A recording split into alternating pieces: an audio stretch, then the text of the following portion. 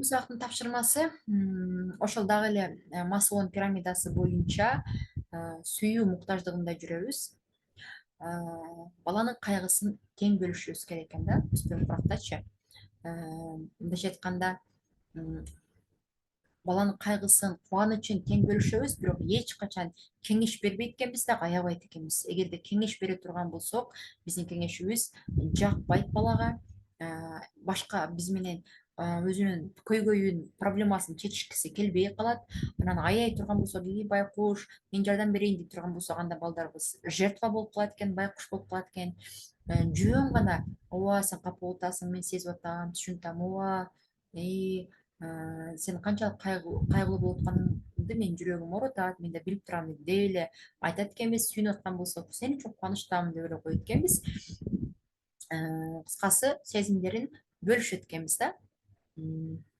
Андан кийингиси, сезимдерин эч качан басынтпайт экенбиз, сындабайт экенбиз, түшүнүү менен угабыз. Мисалы үчүн өспүрүм балабыз жоопсуз сүйүүгө кабыла турган болсо, бир досу менен келишпестик болуп кала турган болсо, жаш эле туруп сага сүйүүнү ким коюп тура эле, мындай сүйүүнү көбүн көрөсүң, сүйүүнүн эмнесин билет элең сен, уруша бересиң да силер достуңар боло беле деген сыяктуу мамиле кыла турган болгон болсок, анда балдардын сезимдерин басынткан болот экенбиз.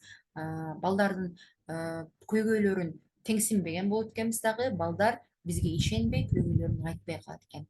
Баса 12 жаштан баштап балдар, ой 9-12 жаштан баштап балдар өзүнө приоритет адамды тапкандан сырткары кызыкчылыктары бир болгон, мындай баалуулуктары бир болгон досторду, чөйрөнү таап достошо баштайт экен.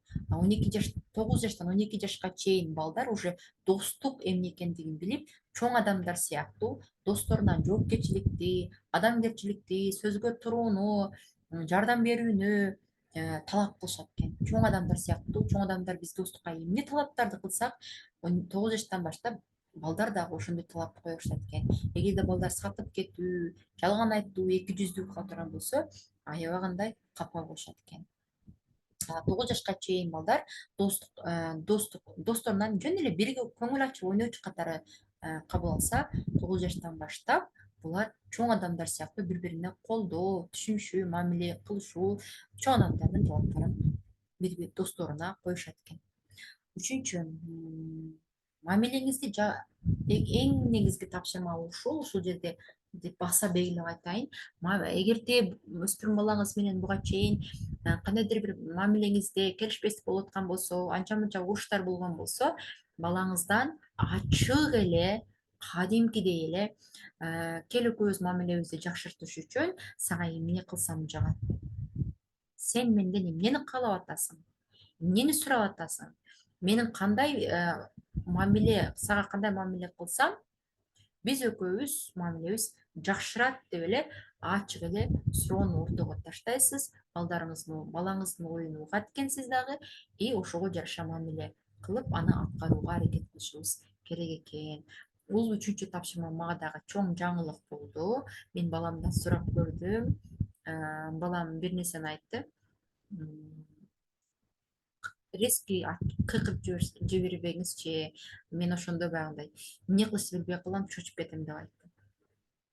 Албетте мен да бала тарбиясында иштеп атам, мен идеальный апамын дей элекмин. Мен өтө толтура ката кеткенмин, өтө ката кеткенмин. 70-80% жакшырттым деп өзүмө ишенимдүү түрдө айта аламын. Ошол резкий кыйкырып жибергениңиз мага жакпайт деп айтты. Сиз дагы бул тапшырманы аткарасыз деген үмүттөмүн. Көңүл бурганыңыздар үчүн чоң рахмат. Эмки сабакта көрүшкөнчө аман болуңуздар.